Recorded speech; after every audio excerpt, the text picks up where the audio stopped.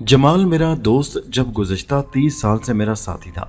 وہ شہر اپنے کسی دوست کے ساتھ گھومنے گیا ہوا تھا، اس لیے جاتے ہوئے مجھے بھی اس نے چلنے کی دعوت دی، مگر میں نے اپنی طبیعت میں گرانی محسوس کر کے اس کا ساتھ دینے سے انکار کر دیا اور اپنے بستر پر لیٹ گیا اور لیٹے لیٹے شہلا کے بارے میں سوچنے لگا۔ اس کا پرخلوص ہنستا مسکراتا ہوا چہرہ جیسے میرے تصور میں جگمگانے لگا، اور اس کے ساتھ ہی میرے حریص اور لالچی ماموں کا چہرہ میری آنکھوں کے سامنے گھومنے لگا، جن کے سپرد میرے والدین مرنے سے پہلے مجھے کر گئے تھے۔ سخت گیر ہونے کے باوجود میرے ماموں میرے والدین کی چھوڑی ہوئی جائیداد بھی ہڑپ کرنے کی کوششوں میں لگے رہتے اور طرح طرح کی سازشیں بناتے رہتے۔ میں ان دنوں 22 سال کا ہو چکا تھا۔ میرے ماموں نے مجھے قتل کرنے کی بھی کوشش کی، لیکن میں اس سازش سے بروقت آگاہ ہو گیا تھا۔ میں نے اپنے ماموں کی شخصیت کا موازنہ کیا۔ میرے ماموں بڑھاپے کی اس سیڑھی پر تھے جہاں قبر میں پاؤں لٹکائے بیٹھے تھے۔ ان کے نزدیک میرے وجود کی کوئی اہمیت نہیں تھی۔ نہ جانے مجھے کیوں برداشت کر رہے تھے، حالانکہ میں اپنے خاندان کا واحد فرد تھا جو ان برے بھلے حالات میں بھی ان کے کام آ سکتا تھا۔ مگر سچ ہی کہتے ہیں کہ ہوس انسان کو تباہی کے دہانے پر لے جاتی ہے۔ میرے ماموں بھی تباہی کی طرف روز بروز بڑھ رہے تھے۔ پھر میں نے کچھ سوچ سمجھ کر اس حویلی سے کوچ کرنے کا فیصلہ کر لیا، کیونکہ میرے ماموں نوکروں کے ساتھ ساز باز کر کے مجھے راستے سے ہٹانے کے بارے میں سوچ رہے تھے، سوائے ہمارے بوڑھے مالک کے جنہوں نے مجھے اپنی گود میں کھلا کر جوان کیا تھا۔ انہوں نے ہمارے گھر والوں کی بڑی خدمت کی تھی۔ وہ ایسے کسی سازش میں شریک نہیں تھے۔ ایک دن انہوں نے کچھ زیورات لا کر دیے اور مجھے وہاں سے چلے جانے کو کہا۔ میں نے ان زیورات کو لیتے ہوئے پوچھا، بابا جی یہ زیورات کس لیے ہیں اور اتنے قیمتی زیورات آپ کو کہاں سے ملے؟ میرے سوال کے جواب میں ان کے چہرے پر ایک سایہ سا لہرا گیا۔ وہ سرد آہ بھر کر کہنے لگے، یہ میرے پاس گزشتہ 50 سال سے کسی کی امانت پڑے ہوئے ہیں۔ امانت رکھنے والا 50 سال کے عرصے میں ایک بار بھی میرے پاس نہیں آیا۔ اتنا لمبا عرصہ ان کی حفاظت کرتے ہوئے اب مجھے یہ حق پہنچتا ہے کہ میں انہیں جس طرح چاہوں استعمال کروں، اور میں تمہیں اس کا صحیح حقدار سمجھتا ہوں، اس لیے ان کو تمہارے سپرد کرتا ہوں، اور ساتھ ہی تمہیں یہ نصیحت بھی کرتا ہوں کہ تم کتنے ہی طاقتور آدمی کیوں نہ بن جاؤ اور کتنے ہی برے کیوں نہ بن جاؤ، مگر زندگی میں کبھی اپنے ماموں سے ملنے کی کوشش نہ کرنا۔ میں جانتا ہوں کہ ان سے رابطہ نہ کرنے کی صورت میں تم کروڑوں کی جائیداد سے ہاتھ دھو لو گے۔ کسی دور دراز علاقے میں جا کر اپنی نئی زندگی کا آغاز کرو، اور پھر ایک بار تاکید کر رہا ہوں، کبھی بھول کر بھی اپنے ماموں سے ملنے کی کوشش نہ کرنا، اسی میں تمہاری زندگی کی بھلائی ہے۔ اور اس کے ساتھ ہی انہوں نے اپنی اشک بار آنکھوں سے کہا، جاؤ میرے بچے، خدا تمہارا ہمیشہ حامی و ناصر ہو اور ہمیشہ تم پر اپنے امن اور سلامتی کا سایہ قائم رکھے۔ موت کے خوف سے بھاگ کر ساری زندگی کے لیے خود کو جلا وطن کرنے پر آمادہ ہو جاتا، مگر سلیم بابا کا کہنا نہ ٹال سکا اور خاموشی سے رانی پور سے نکل آیا۔ پھر میری ملاقات جمال سے ہوئی۔ پہلی ملاقات میں نے اپنی ذات کے لیے اس میں بے پناہ خلوص کو محسوس کیا، اور بہت جلد ہم گہرے دوست بن گئے۔ جمال ایک خوشحال گھرانے کا آزاد انسان تھا۔ کراچی میں اس کا ایک 4 اسٹار ہوٹل تھا۔ اس کی دوستی نے روحانی طور پر مجھے تقویت دی۔ جمال کی پرخلوص ذات میں تنہائی کے اس زخم پر دوستی کا مرہم رکھ دیا، اور پھر جب اسے پتہ چلا کہ میں ایک ہوٹل میں رہائش پذیر ہوں تو وہ زبردست اصرار کے بعد مجھے اپنے گھر لے آیا۔ مجھے رہنے کے لیے ایک کمرہ دے دیا گیا۔ پھر وہیں میری ملاقات شہلا سے ہوئی۔ شہلا جمال کی چچا زاد بہن تھی۔ میں اس کے اخلاق اور حسن کا دیوانہ ہوتا چلا گیا، اور ہم رفتہ رفتہ محبت کا شکار ہو گئے۔ یہ سب کچھ جمال کی نگاہوں سے پوشیدہ نہ رہ سکا۔ میں خود بھی چاہتا تھا کہ جمال کو یہ پتہ چل جائے۔ اس نے ہماری محبت کا خیر مقدم کیا، اور ہم ایک چھوٹی سی تقریب میں دونوں رشتہ ازدواج میں منسلک ہو گئے۔ 1 سال پلک جھپکتے میں ہی گزر گیا۔ میں نے کراچی میں ایک جنرل سٹور کھول لیا جس سے ہماری معقول آمدنی ہو جاتی۔ زندگی بڑے سکون سے گزر رہی تھی۔ 1 سال بعد خدا نے مجھے ایک پیاری سی بیٹی کا باپ بنا دیا، جس کی آمد سے ہماری زندگی میں خوشیوں میں اضافہ ہو گیا۔ زندگی بہت حسین ہو گئی تھی۔ دن رات ایسے ہی گزر رہے تھے۔ ایک دن میں اپنے ضروری کاغذات تلاش کر رہا تھا کہ کاغذات کے نیچے زیورات کی پوٹلی نظر آئی، جسے میں تقریباً بھول چکا تھا، اور آج تک اسے کھولنے کی کبھی ضرورت ہی پیش نہیں آئی تھی۔ جب میں اسے اپنے ہاتھوں میں پکڑے کھڑا سوچ رہا تھا کہ اس کا کیا کروں، اچانک پشت پر میں نے کسی کے گہرے سانس لینے کی آواز سنی۔ میں نے مڑ کر دیکھا، شہلا میری پشت پر کھڑی مسکرا رہی تھی۔ اچانک شہلا کو سامنے پا کر میرے دل میں خیال آیا کہ کیوں نہ یہ زیورات شہلا کو گفٹ کر دوں تو اسے خوشی ہوگی، کیونکہ زیورات ہمیشہ سے عورت کی کمزوری ہوتے ہیں۔ چنانچہ اسی خیال کے پیش نظر میں نے زیورات کی تھیلی میز پر الٹ دی۔ شہلا اتنے بیش قیمت زیورات کو دیکھ کر حیرت سے گنگ رہ گئی۔ اس نے بوکھلائے ہوئے لہجے میں پوچھا، تم نے یہ زیورات کہاں سے حاصل کیے؟ یہ تو کسی شاہی خاندان کے لگتے ہیں۔ یہ ہماری خاندانی یادگار ہیں، میں نے بات بنائی۔ شہلا زیورات کو پا کر بہت خوش تھی۔ چند منٹ تک وہ انہیں حیرت اور مسرت سے دیکھتی رہی، پھر ایک نیکلس نکال کر گلے میں پہن لیا۔ نیکلس نے اس کی خوبصورتی میں اور اضافہ کر دیا۔ اس نے پوچھا، میں کیسی لگ رہی ہوں؟ نیکلس اس کی سراہی دار گردن میں خوبصورت لگ رہا تھا، اور مجھے رہ رہ کر خیال آ رہا تھا کہ آج تک میں نے ان زیورات کو شہلا کی نظروں سے دور کیوں رکھا، جبکہ ایک نیکلس کی وجہ سے اس کی خوبصورتی میں 4 چاند لگ گئے تھے۔ ابھی میں نیکلس کو شہلا کی خوبصورت گردن میں پہنے ہوئے تعریفی نظروں سے دیکھ رہا تھا کہ اچانک ملازمہ کی چیختی ہوئی آواز ہمارے کانوں میں پڑی۔ ہم دونوں آگے پیچھے بھاگتے ہوئے راہداری کی طرف بڑھے، جہاں ملازمہ زخمی حالت میں خون میں لت پت بچی کو ہاتھ میں اٹھائے لڑکھڑاتی ہوئی ہماری طرف آ رہی تھی۔ ہم دونوں ملازمہ کو اس حالت میں دیکھ کر ٹھٹک کر رک گئے۔ ملازمہ اور بچی دونوں خون میں نہائے ہوئے تھے۔ شہلا چیختی ہوئی اس کی طرف بڑھی اور بےتابی سے زخمی بچی کو اپنے ہاتھوں میں لے لیا۔ بچی کے ساکت جسم کو دیکھ کر میں اندازہ لگا چکا تھا کہ بچی ہم سے بہت دور جا چکی ہے۔ بچی ہاتھ سے نکلتے ہی ملازمہ زمین پر گر پڑی اور آواز نکالے بغیر دنیا کی الجھنوں سے نجات پا گئی۔ میں اس ہولناک منظر کو سکتے کے عالم میں دیکھ رہا تھا۔ میں جیسے پتھر کا بت سا بن گیا۔ پھر اچانک شہلا کی چیخ سن کر میرا سکتہ ٹوٹا۔ میں ٹھہرے ہوئے بوجھل قدموں کے ساتھ شہلا کے قریب پہنچا اور ہاتھ بڑھا کر بچی کی لاش کو لینا چاہا، مگر اس نے بڑے وحشیانہ انداز میں بچے کو سینے سے لگا لیا اور ہذیانی انداز میں چیختی رہی، اور چیختے چیختے ملازمہ کی طرح گر کر بے ہوش ہو گئی۔ میں نے فوراً ڈاکٹر کو بلوایا۔ ڈاکٹر نے آتے یہ نیا انکشاف کیا کہ ملازمہ اور بچی کی طرح شہلا بھی اس صدمے کو برداشت نہ کر سکی اور بے ہوشی کی حالت میں اس جہان فانی سے کوچ کر گئی۔ میری تو دنیا ہی لٹ گئی تھی۔ میں دیر تک اس کے شانے پر ہاتھ رکھ کر روتا رہا۔ شہلا، بچی اور ملازمہ کی موت سے سارا نظام زندگی معطل ہو کر رہ گیا۔ اس سانے نے میرے جسم سے توانائی چھین لی تھی۔ پولیس کے علاوہ ذاتی طور پر میں نے بھی اس المناک حادثے کو پوری تحقیق کرنے کی کوشش کی، مگر کسی طرح بھی اس راز سے پردہ نہ اٹھا سکا کہ میری بچی اور بیوی کی موت کے اسباب کیا تھے اور کن حالات میں انہیں موت نے مجھ سے چھین لیا تھا۔ بہت کوشش کی مگر کوئی نتیجہ برآمد نہ ہو سکا۔ اس حادثے کو 4 ماہ گزر گئے۔ ایک دن جمال واپس آیا۔ اس کا چہرہ معمول سے زیادہ چمک رہا تھا۔ اس نے انکشاف کیا کہ اس کے دور کے چچا مرتے ہوئے اسے ایک وسیع جائیداد کا مالک بنا گئے ہیں اور اب وہ مجھے لے کر ورلڈ ٹور پر جائے گا۔ تم ابھی سے تیاری شروع کر دو۔ یہ کہہ کر اس نے بڑے بڑے نوٹوں کی گڈی میرے ہاتھ میں پکڑا دی اور میں نے نرمی سے سمجھایا، دیکھو خدا نے تمہیں ایک بڑی جائیداد کا مالک بنا دیا ہے، تم اسے ضائع نہ کرو۔ میں نے کہا، میں اس وقت تم سے اپنی تقریر سنانے نہیں بلکہ اپنا نیا پروگرام بتانے آیا ہوں۔ ہم آج سے 20 دن بعد یہاں سے روانہ ہو جائیں گے اور اب تمہاری کوئی دلیل نہیں سنوں گا، اس نے سختی سے کہا۔ پھر دیکھا جائے گا۔ میں نے لاپرواہی سے بات ٹال دی۔ میرے دل میں ابھی تک الجھن تھی کہ آخر بچی اور ملازمہ کیسے زخمی ہو گئی تھی، اور شہلا کے بارے میں تو کہا جا سکتا تھا کہ وہ اچانک بچی کی موت کا صدمہ برداشت نہ کر سکی اور گزر گئی۔ ایسے پریشان کن حالات سے الجھے رہنے والا انسان کسی تفریح میں بھلا کیسے حصہ لے سکتا تھا؟ جمال بینکاک کے لیے سیٹ بک کروا چکا تھا۔ اس کے پروگرام کے مطابق ہمارے سفر پر روانہ ہونے میں صرف 2 دن باقی رہ گئے تھے کہ ایک دن کوریئر کے ذریعے مجھے ایک خط موصول ہوا۔ میں نے تجسس سے اسے کھولا اور پڑھنے لگا۔ لکھا تھا، خدا تمہاری عمر دراز کرے۔ میرا یہ خط جب تم کو موصول ہوگا تو تم اس خط کو پڑھ کر حیران ضرور ہوگے، مگر نہیں، شاید تمہیں اس بات کا بھی احساس نہیں ہوگا کہ میں تم سے سینکڑوں میل دور بیٹھا ہوا ہوں، ہمیشہ روحانی طور پر تمہارے قریب رہا ہوں، اور میں یہ بھی جانتا ہوں کہ ان دنوں تم بہت پریشان ہو۔ خدا گواہ ہے، اگر میرے بس میں ہوتا تو میں تمہیں پریشانیوں سے بچا لیتا، مگر بیٹے تمہارے دشمن کے ہاتھ بہت لمبے ہیں۔ اس وقت تم جس حال میں ہو اور جیسے بھی ہو فوراً چلے آؤ، تاکہ میں تمہیں اس عظیم خطرے سے آگاہ کر سکوں جو کہ ان دنوں تمہاری زندگی پر اپنا منحوس سایہ ڈال چکا ہے۔ فقط تمہارا ہمدرد۔ لکھنے والے نے اپنا نام نہیں لکھا تھا، مگر اس نے میرے ماضی کے چھپے ہوئے گوشے کی نقاب کشائی کی تھی۔ اس بات نے مجھے آگاہ کر دیا تھا کہ یہ سلیم بابا کے علاوہ کسی کا خط نہیں ہو سکتا۔ اسی دوران جمال آ گیا۔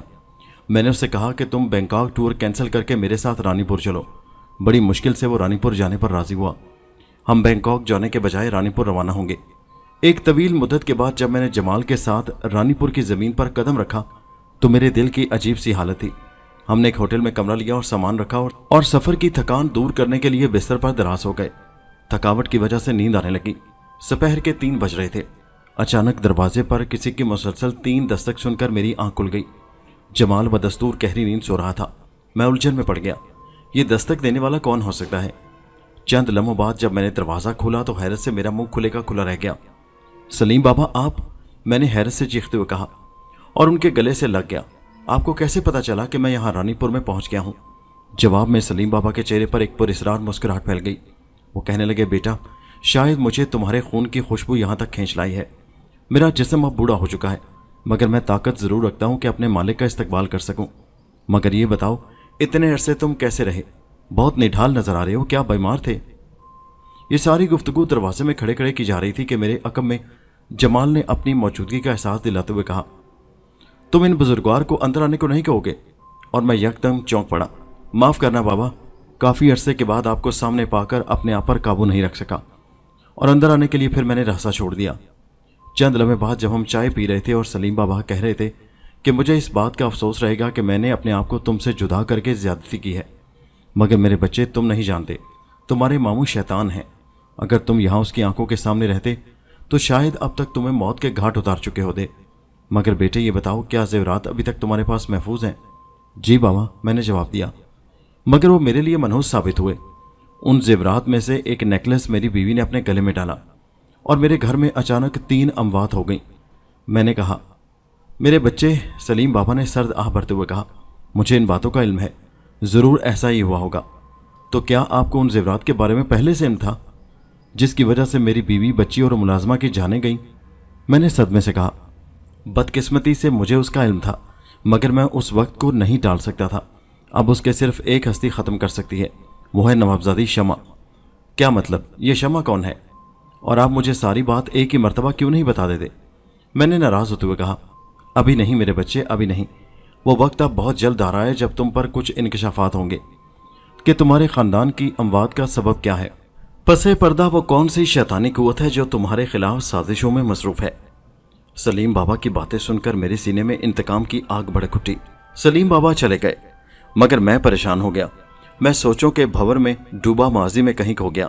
शाम को मैं और जमाल शहर की तरफ निकले। रास्ते में जमाल कहने लगा, क्या तुम अपनी हवेली की जानिब नहीं जाओगे? दिल तो बहुत चाहता है कि हवेली जाऊं, मगर जो सलीम बाबा के मुताबिक हालात बहुत संगीन हैं, वहाँ कदम कदम पर एहतियात की ज़रूरत है। मैंने जवाब दिया, फिर जैसे तुम्हारी मर्जी, मगर क्या ये नहीं हो सकता कि मैं वहाँ की सूरत हाल का अंदाज़ा लगाने की कोशिश करूँ? मुझे यहाँ कोई नहीं जानता। जमाल ने कहा। उसकी बात दुरुस्त थी। मैंने कहा, मेरा ख्याल है 1-2 रोज़ रुक जाओ, अभी तुम्हें जाने की ज़रूरत नहीं। पहले बाबा से मशवरा करना पड़ेगा, वो इजाज़त नहीं देंगे। हम 2 घंटे तक पैदल रानीपुर की गली कूचों में घूमते रहे। बचपन की यादें दिल में बेबसी के ज़ख्मों को गहरा करती रहीं। वापसी में अपने वजूद को बहुत थका हुआ महसूस करने लगा। चलते चलते एक जगह मुझे यूँ महसूस हुआ जैसे अभी मुझसे चंद कदम भी नहीं चला जाएगा। हम लोग बामुश्किल अपने कमरे तक पहुँचे। वहाँ पहुँचते ही मेरी तबीयत मज़ीद ख़राब हो गई। मुझे अपने हाथ पांव हरकत से महरूम होते हुए महसूस हो रहे थे। जमाल मेरी तबीयत ख़राब होती देखकर परेशान होकर पूछने लगा, तुम्हें क्या होता जा रहा है? मुझे नहीं पता कि मुझे क्या हुआ है। मुझे आराम से बिस्तर पर लिटा दो और किसी डॉक्टर को फ़ोन करके बुलाओ। डॉक्टर के आने तक मुझ पर गहरी बेहोशी तारी हो चुकी थी। जब मेरा शऊर बेदार हुआ तो मैं खुद को बहुत कमज़ोर महसूस कर रहा था। चंद लम्हे में आंखें खोलकर हैरान परेशान नज़रों से कमरे की दीवारों को देखता रहा। फिर अचानक दवाओं की मानूस खुशबू ने मुझे चौंका दिया और मुझे याद आया ये वो कमरा नहीं जिसमें मैं पहले से बिस्तर पर दराज था। 0 पावर के बल्ब की रोशनी में दीवारों पर खौफनाक साए रक्स करते दिखाई दे रहे थे। अब मुझे महसूस हुआ जैसे शायद वो मुझे अपनी गिरफ्त में ले लेंगे। मैंने घबरा कर दोबारा आंखें बंद कर ली और जिस वक्त दोबारा आंखें खुली तो मैं खुद को पहले से ज़्यादा कमज़ोर महसूस कर रहा था। मेरा जिस्म किसी नामालूम बीमारी की वजह से घुलता जा रहा था। बीमारी की वजह से दिन का अक्सर वक्त नकाहत और बेहोशी में गुजर जाता। एक तवील वक्फे के बाद होश आया तो मेरी बौखलाई हुई नज़रों से जमाल को अपने बेड के करीब पाया। उसने पुरखुलूस नज़रों से देखते हुए एक हाथ मेरे शाने पर रख दिया। मैंने कुछ कहना चाहा मगर यूं लगा जैसे मेरी कुव्वते गोयाई किसी ने सल्ब कर ली हो। मैं बामुश्किल इतना ही कह सका, जमाल तुम्हें मेरी वजह से बहुत परेशान होना पड़ा। शायद मैं अपनी लड़खड़ाती आवाज़ में उसे कुछ और कहता, मगर उसने मुझे टोकते हुए कहा, डॉक्टर ने तुम्हें ज़्यादा बोलने से मना किया है। तुम इस वक्त दिल भर कर मेरा शुक्रिया अदा करना जब तुम मुकम्मल तौर पर सेहतमंद हो जाओगे। और सुनो, तुम्हारे लिए एक अच्छी खबर है।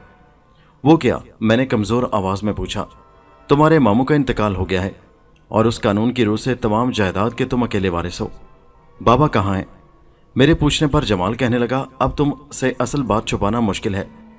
तुम्हारे मामू को सलीम बाबा ख़त्म करने में कामयाब हो गए, मगर खुद भी वो इतने ज़ख्मी हो गए हैं कि ज़ख्मों से ज़्यादा खून बह जाने की वजह से मौत का शिकार हो गए।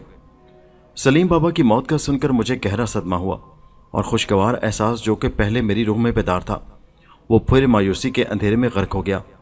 चंद रोज़ बाद मैं मुकम्मल तौर पर सेहतियाब होकर एक तवील अरसे बाद जमाल को साथ लेकर अपनी ख़ानदानी हवेली जा पहुंचा। तकरीबन 15 दिन तक मैं अपने मिजाज के मुताबिक हवेली में मुख्तलिफ तब्दीलियाँ करता रहा। एक दिन जब मैं लाइब्रेरी में बैठा हुआ काम में मसरूफ़ था कि मुलाजिम ने एक मुलाकाती के आने की इत्तला दी। मैं सोच में पड़ गया और उससे पूछा कि वो कौन है और कहाँ से आया है। मुलाजिम कहने लगा, साहब, उसने कहा है कि आप मुझे नहीं जानते, मगर मेरा मिलना आपसे ज़रूरी है। अच्छा ठीक है, तुम उसे ड्राइंग रूम में बिठाओ, मैं आ रहा हूँ। चंद लम्हों बाद मैं ड्राइंग रूम में दाखिल हुआ तो उधेड़ उम्र का आदमी मेरा मुंतज़िर था। मुझे ड्राइंग रूम में दाखिल होता देखकर वो मुसाफिर के लिए हाथ बढ़ाते हुए उठा।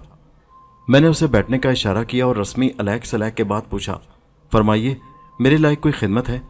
मैंने बगौर उसका जायज़ा लिया। उधेड़ उम्र आदमी चंद दमे बगौर मेरी तरफ देखता रहा और फिर मेरी आंखों में झांकते हुए बोला, इस नाचीज़ को अनवर कहते हैं। मैं आपसे मिलने की ख्वाहिश में चला आया। मैं देखना चाहता था जब किसी नौजवान को एकदम इतनी दौलत जायदाद मिल जाती है तो उसमें क्या क्या तब्दीलियाँ रूनुमा होती हैं। मैं आपका पड़ोसी भी हूँ, यहाँ से करीबी मेरी रिहाइश है। किसी दिन वहाँ तशरीफ़ लाइए और मेरे गरीब खाने को इज़्ज़त बख्शें। मैं उसे देख कर रह गया, मगर मेरी छठी इस बार बार कह रही थी कि यह शख्स किसी और मकसद के लिए आया है, मगर बेमैनी बातों का सहारा लेकर मुझे मरऊब करने की कोशिश कराए। क्या मेरे आने से पहले भी यहाँ आपका आना जाना था? मैंने उसे कुरेदा। नहीं, मैं बहुत तन्हाई पसंद हूँ। आज न जाने कैसे मेरा दिल चाहा कि मैं आपसे मिलूँ और मैं आपके पास चला आया। उसने मुस्कुराते हुए कहा, यह आपने बहुत अच्छा किया, इस नाचीज़ से मिलने चले आए। मेरे दरवाजे दोस्तों के लिए हमेशा खुले रहते हैं। मैंने फराखदिली का इजहार किया। बहुत शुक्रिया, आप इजाज़त दें। वो जाने के लिए उठ खड़ा हुआ और उसके जाने के बाद मेरा जहन उलझ कर रह गया। अनवर ख़तरनाक हो या ना हो, मगर पुरस्रार ज़रूर था। यूं ही अपना वक्त बर्बाद करने नहीं आया होगा, मैंने सोचा। मैं सोचते सोचते परेशानी की कैफियत में उठा और बाग में आ गया। देर तक टहलता रहा, थक हार कर बिस्तर पर दराज हो गया।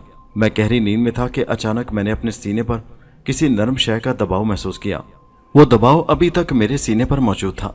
मैं घबरा कर उठ बैठा और आंखें खोल दी। मेरा जिस्म हरकत करने से महरूम हो चुका था। मेरा जिस्म फालिज ज़दा हो चुका था, मगर जहन अभी तक बेदार था और सोच रहा था। मैंने अपनी पूरी कुव्वत से अपने मुतअद्दिद अज़ा को हरकत देना चाहिए, मगर हर बार मेरी कोशिश नाकाम हो गई। सीने पर दबाव इतना ज़्यादा नहीं था कि नाकाबिले बर्दाश्त होता, मगर जिस्म के तमाम अज़ा का महरूम हो जाना क्या मायने रखता है। तकरीबन 10 मिनट तक मैं इसी कैफियत में रहा। फिर अचानक मैंने महसूस किया कि वो दबाव जो 10 मिनट पहले मेरे सीने पर था ख़त्म हो चुका है और रफ्ता रफ्ता मेरे अज़ा नॉर्मल कैफियत में आ रहे हैं। मैं उठा, मुझे प्यास लग रही थी। मैंने जग से पानी निकालकर होंठों से लगा लिया और एक ही सांस में पी गया। ऐसा लग रहा था जैसे मैं चल रहा हूँ। पानी पीकर अपने आप को पुरसकून महसूस किया और सिगरेट सुलगाकर दोबारा बिस्तर पर दराज हो गया। लामहदूद सोचों का सिलसिला शुरू हो गया। अचानक मेरे अंदर कैसी बीमारी ने जन्म ले लिया है जो अचानक मेरे जिस्म को बेहिस्सो हरकत कर देती है। ऐसा महसूस होता है जैसे मैं फालिज ज़दा हूँ। तो पहली फुर्सत में मुझे किसी डॉक्टर से अपना चेकअप करवाना पड़ेगा। मैं रात देर तक जागता रहा। सुबह देर से आंख खुली। जमाल मेरे इंतज़ार में नाश्ते की मेज़ पर बैठा था, अखबार पढ़ रहा था। मुझे अपने करीब बैठा देखकर तंजिया लहजे में कहने लगा, अब तुम बड़े आदमी की तरह मुझे नाश्ते की मेज़ पर इंतज़ार करवाने लगे हो। मेरे चेहरे पर एक निढाल से मुस्कुराहट नमदार हुई। जमाल और चिढ़ गया, अब तो मेरी बातों का जवाब देने के बजाय सिर्फ मुस्कुरा कर रह जाते हो। आखिर तुम्हारे इरादे क्या हैं? उसने गुस्से से कहा। मैंने नरमी से अपनी रात की कैफियत के बारे में बताया। हम दोनों एक काबिल डॉक्टर के पास गए। उसने 2 घंटे तक मेरे जिस्म के हर अज़ू का मुआयना किया और बोला, जिसका खदशा आपके जहन में था वो बीमारी मौजूद नहीं, ऐसा पेचीदा मसला नहीं, मगर ये कोई ऐसी तशवीश की बात नहीं, डॉक्टर ने कहा। डॉक्टर के कहने के मुताबिक मेरे जिस्म में कोई ऐसा नुक्स नहीं था जो फालिज की अलामत को ज़ाहिर करता। मगर जब रात के वो 10 मिनट मुझे याद आते तो मेरे जहन में नामालूम खदशात जन्म लेते। डॉक्टर ने चंद दवाएं लिख दी। जिंदगी पुरस्रार होती जा रही थी। मैं मेडिकल स्टोर से मेडिसिन लेकर निकल रहा था कि दुकान पर अनवर साहब मिल गए। मुझे देखते ही कहने लगे, साहब कैसे हैं?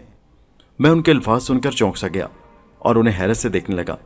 एक दोस्त के साथ जा रहा था, आप पर नजर पड़ गई और मिजाज पुरसी के लिए चला आया। वो बोले, इस इज्जत अफजाई का शुक्रिया, मैंने उनसे कहा और गाड़ी की तरफ बढ़ गया। रात के तकरीबन 3 बजे के करीब अचानक क्लॉक की टन टन की आवाज़ के साथ मेरी आंख खुल गई। मैंने मुलाजिम को हिदायत कर दी थी कि वो रात के 1 घंटे के वक्फे से मेरे कमरे में चक्कर लगाता रहे। मुमकिन है मुझे ज़रूरत पड़ जाए। मुझे कल रात की तरह दोबारा वही असर हो गया, मगर मेरा जहन काम कर रहा था। उस वक्त मेरी आंखें ज़िंदगी की सबसे बड़ी कुव्वत थीं, मगर चंद लम्हे बाद लगा जैसे मेरी आंखों की रोशनी भी ख़त्म हो रही है। मेरे जहन के साथ मेरी कुव्वत समात बेदार थी। मैंने मुतअद्दिद बार ज़ोरदार आवाज़ निकालने की कोशिश की, लेकिन दीगर अज़ा की तरह ज़ुबान को हरकत देने से महरूम हो गया। मैंने पूरी कुव्वत से बोलने की कोशिश की। अचानक किसी के कदमों की चाप सुनाई दी और उसके साथ ही अजीब सी खुशबू से सारा कमरा मौतर हो गया। उस तेज़ खुशबू को महसूस करके मुझे अपना जहन तारीकियों में डूबता हुआ महसूस होने लगा। जब दोबारा मेरा शऊर बेदार हुआ तो सूरज की किरणें मेरे कमरे में झांक रही थी। आंखें खोलते ही चंद लम्हात हैरत और खौफ के मिले जुले तासरात के साथ अपने कमरे के दरो दीवार को देखता रहा। फिर मैंने हाथों को हरकत दी और ये देखकर मैं हैरान रह गया कि मैं अपने हाथों को हरकत दे सकता हूँ। मैं बाजू के सहारे उठा और बुलंद आवाज़ में मुलाजिम को आवाज़ दी। चंद लम्हों बाद मुलाजिम ने कमरे में झांका। मैंने उसे गुस्सीली नज़रों से घूरते हुए कहा, मैंने तुम्हें हिदायत दी थी कि रात भर हर घंटे के बाद मेरे कमरे में झांक कर ज़रूर देख लेना, क्योंकि मेरी तबीयत ख़राब है, मुमकिन है तुम्हारी ज़रूरत पड़ जाए। मगर तुम कहाँ दफ़ा हो गए थे? वो बोला, मैंने आपकी हिदायत के मुताबिक तमाम रात हर घंटे के बाद आपके कमरे में झांक कर देखता रहा। रात तकरीबन 3 बजे आपके कमरे से एक खूबसूरत औरत निकली जो दुल्हन लग रही थी और फिर पलक झपकते में ही राहदारी का एक मोड़ घूमकर गायब हो गई, जैसे उसका वजूद हवा में बिखर गया हो। उसके गायब होते ही मैंने आपके कमरे में झांका। सारा कमरा महक रहा था, जैसे किसी ने परफ्यूम का स्प्रे किया हो। मुलाजिम होठों पर एक पुरस्रार मुस्कुराहट लाते हुए बोला, साहब आपको इतनी खूबसूरत दुल्हन की मुबारकबाद देता हूँ। और फिर वो कुछ कहते कहते रुक गया। मैं हैरत से उसकी बातें सुन रहा था।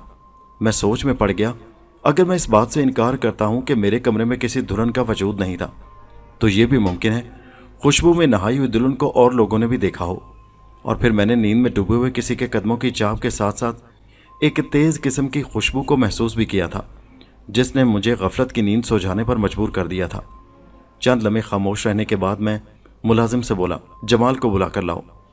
मेरा जहन मुसलसल सोचों की दलदल में फंसता चला जा रहा था। अचानक जमाल के मानूस कदमों की चाप सुनकर मैं चौंक पड़ा। वो आते ही बेतकल्लुफ़ी से मेरे बिस्तर पर बैठते बोला, क्या बात है, इस नाचीज़ को कैसे याद किया? मैं गुस्से से बोला, पहले मुझ पर अपने तंज के निस्तर चला लो, जितने जहरीले निस्तर चला सकते हो, फिर उसके बाद कुछ कहूँगा। और तुम कितने हसास होते जा रहे हो, मामूली सा मजाक भी बर्दाश्त नहीं कर सकते। उसने परखुलूस लहजे में गिला किया, मेरी बात बहुत संगीन और संजीदा है, पूरी तवज्जो से सुनो। अगर तुम इस वक्त अभी तफरीह के मूड में हो तो जाओ, फिर किसी वक्त आ जाना, मुझे परेशान ना करो।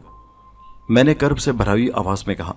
जमाल एकदम संजीदा हो गया, माफ़ करना यार, शायद मैंने तुम्हारे दिल को ठेस पहुंचाई है।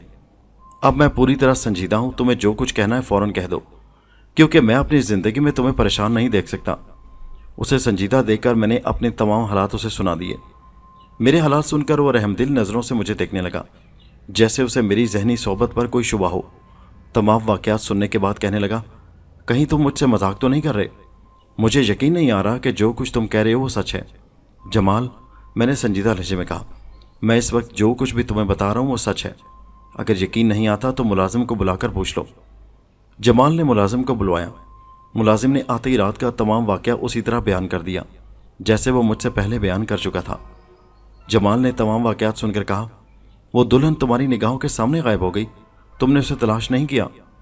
मुलाजिम बोला, साहब जी, मैंने हवेली का कोना कोना छान मारा, मैं हवेली के गेट तक भी गया, मगर उसका कहीं पता नहीं चला।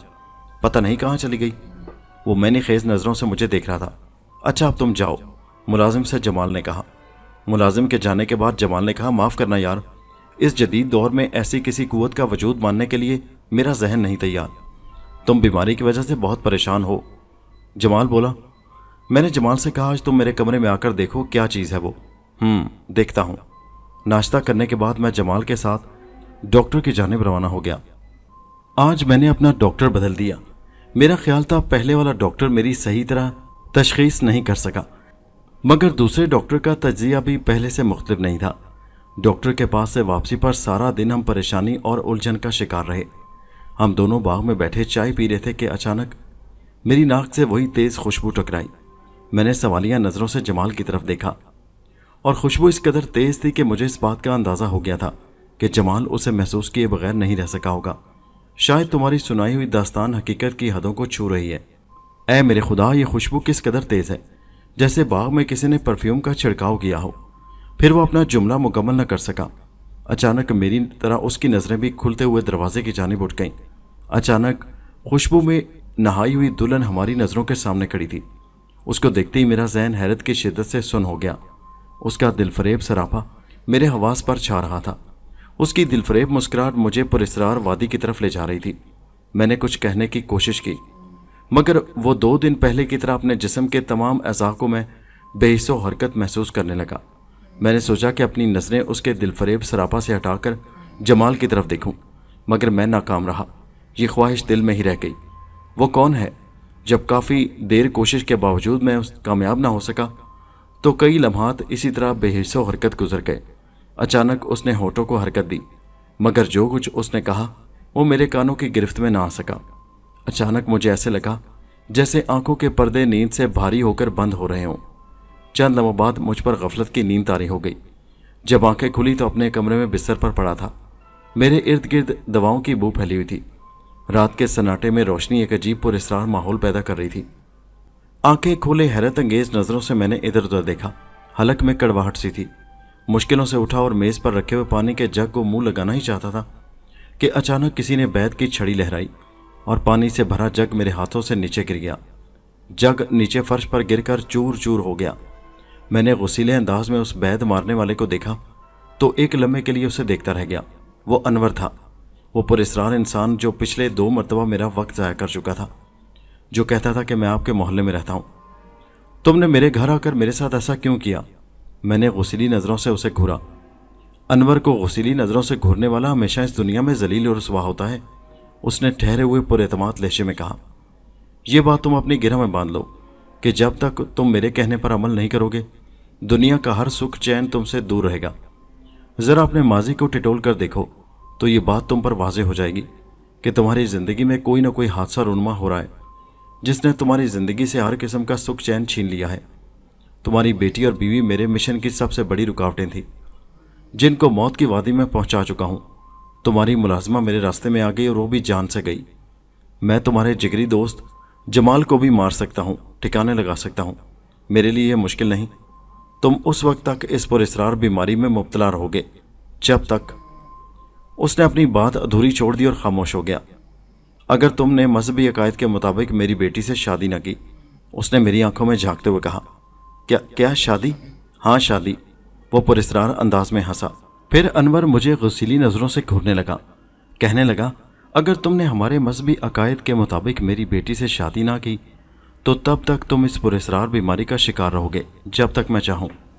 اس کی بات سن کر میں حیران رہ گیا۔ شادی؟ میں حیرت سے بولا، ہاں شادی، میری حسین بیٹی شمع سے شادی، جو برسوں سے تمہاری راہ دیکھ رہی ہے۔ تو کیا تم اس پراسرار دلہن کے بارے میں تو نہیں کہہ رہے جسے دیکھ کر میری جسمانی قوت سلب ہو جاتی ہے؟ میں چونک کر بولا، ہاں میں اسی لڑکی کی بات کر رہا ہوں جسے تم اور جمال بھی دیکھ چکے ہو۔ میں تذبذب میں پڑ گیا کہ ایسے آدمی کو میں کیا جواب دوں جو اپنی حسین و جمیل بیٹی کی شادی کے لیے خون کے دریا سے بھی گزرنے کو تیار تھا۔ مگر محترم، میں نے جواب دیا، آپ کی بیٹی دنیا کی حسین ترین عورت سہی، مگر پھر بھی یہ کچھ اچھا معلوم نہیں ہوتا کہ زبردستی اس مقدس رشتے کی توہین کی جائے۔ دیکھو، یہ صرف اس لیے کہ ابھی کچھ باتیں پردہ راز میں رہیں۔ ایک حسین عورت تمہاری دلہن بننا چاہتی ہے، اس نے جواب دیا۔ بات کچھ سمجھ میں نہیں آ رہی ہے، میں نے کہا۔ ایسا نہیں ہو سکتا کہ شادی سے پہلے میں تمہاری بیٹی سے ایک ملاقات کر لوں، اسے مل لوں، اسے دیکھ لوں؟ میرا خیال تھا کہ وہ ملاقات کا موقع دینے سے گریز کرے گا۔ وہ کہنے لگا، تمہارے لیے یہی بہتر ہے کہ تم میری بات مان لو، تمہارے پاس اس کے سوا کوئی اور راستہ نہیں۔ بیکار اپنے آپ کو ادھر ادھر مت الجھاؤ۔ یہ بھی میں صرف اس لیے کہہ رہا ہوں کہ میری بیٹی تمہاری سفارش کر رہی ہے मरती है वो तुम पर, उसकी पुरजोर सिफारिश के तुम्हें जिंदगी में कभी किसी तकलीफ का सामना न करना पड़े, इसलिए मैं उसका बाप होने के बावजूद तुमसे खुलकर बात कर रहा हूं। मैंने कहा, मैं तुम्हारे मशवरे पर गौर करूंगा, तुम फिर किसी वक्त आना। मेरे अंदाज में लापरवाही थी। मेरी इस बात को सुनकर उसके चेहरे पर गुस्से के आसार फैल गए और वो गुस्से की हालत में दरवाज़ा खोलकर बाहर निकल गया। उसके जाते ही मुझे यूं लगा जैसे मुझ पर अचानक फिर नकाहत और सुस्ती तारी होना शुरू हो गई है। एक लम्हे के लिए मुझे ऐसा महसूस हुआ जैसे मेरी जिस्मानी हालत भी गिर रही है। मैं घबरा कर बिस्तर पर ढह गया। इससे पहले कि मैं जमाल को अपने और उस आदमी अनवर की गुफ्तगू से आगाह करता, मेरा जहन तारीकियों में डूबता चला गया। एक बार फिर मेरे कमरे में तारीकी झांक रही थी और बाहर सूरज दुनिया का सफ़र तय करके मगरिब के किसी गोशे में रुपोश हो रहा था। मैं आंखें बंद किए पड़ा रहा कि मुलाजिम ने अंधेरे कमरे में लाइट ऑन कर दी और चला गया। अचानक मेरे जहन के पर्दों पर उस शरीफ सूरत बुड्ढे का चेहरा उभरा जो अपनी बात मनवाने के लिए मुझ पर सहर तारी कर रहा था। मुझे ऐसा महसूस हुआ कि अपनी बिगड़ी हुई सेहत के पेश नज़र मुझे उसकी बात माननी पड़ेगी। चलो इस बहाने ये भी देख लेंगे कि इन पुरस्रार तह में क्या छुपा है। इस फैसले पर पहुंचकर मैंने खुद को पुरसकून महसूस किया। अभी मैंने ये फैसला किया ही था कि मेरे मुलाजिम ने आकर मुझे अनवर के आने की इतला दी। उसके आने की इतला पाकर मैंने सोचा मुझे उसकी पुरस्रार कुव्वतों को मानना ही पड़ेगा। खुदा जाने ये अजीब इंसान कौन सी कुव्वत रखता है। आते ही कहने लगा, मुझे यकीन है कि तुम किसी फैसले पर पहुंच गए होगे। वो मुस्कुराया। हाँ, मैं तुम्हारी बेटी से शादी के लिए तैयार हूँ। मुझे राजी देखकर वो खुशी से बोला, तो ये काम आज ही हो जाना चाहिए। इतनी जल्दी क्या है? मैंने कहा। शादी ब्याह कोई गुड्डे गुड़िया का खेल तो नहीं है, मैंने जल्दी से कहा। देखो, मैं तुमसे पहले भी कह चुका हूँ और फिर कहता हूँ कि तुम्हारी शादी हमारे रस्म व रिवाज के मुताबिक होगी। उसने अपनी बात पर जोर दिया। अनवर की आंखों में न जाने कौन सा सहर था कि मैं उसे देखता ही रह गया।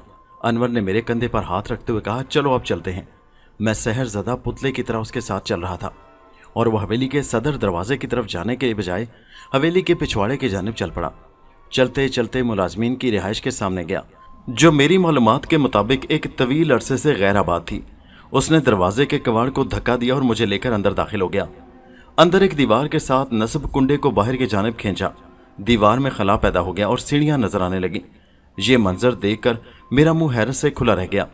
यह हवेली सदियों से हमारे खानदान की मलकियत चली आ रही थी और आज तक किसी को ये खबर ना हो सकी कि यहाँ एक तहखाना भी मौजूद है। वो चंद में रुका और फिर इशारा करके सीढ़ियां उतरकर अंधेरे में गायब हो गया। जब दोबारा नमदार हुआ तो उसके हाथों में 2 रोशन मशलें थीं। एक मेरे हाथ में देते हुए बोला, मेरे पीछे पीछे आ जाओ, और फिर सीढ़ियां उतरने लगा। सीढ़ियां काफ़ी गहराई तक चली गई थी। फर्श पर पांव रखते ही अजीबो गरीब खुशबू का एहसास हुआ, जैसे अंबर सुलग रहा हो। फिर अचानक मुझे याद आया, इसी तरह की खुशबू थी जब एक खूबसूरत लड़की बाग में हमारे सामने दुल्हन बनी हुई आई थी। इसके साथ ही अजीबो गरीब सा सन्नाटा मुझे अपनी हड्डियों में उतरता हुआ महसूस हुआ और अनजाना सा खौफ मेरे अंदर उतरने लगा। तहखाना बहुत वसी मालूम हो रहा था।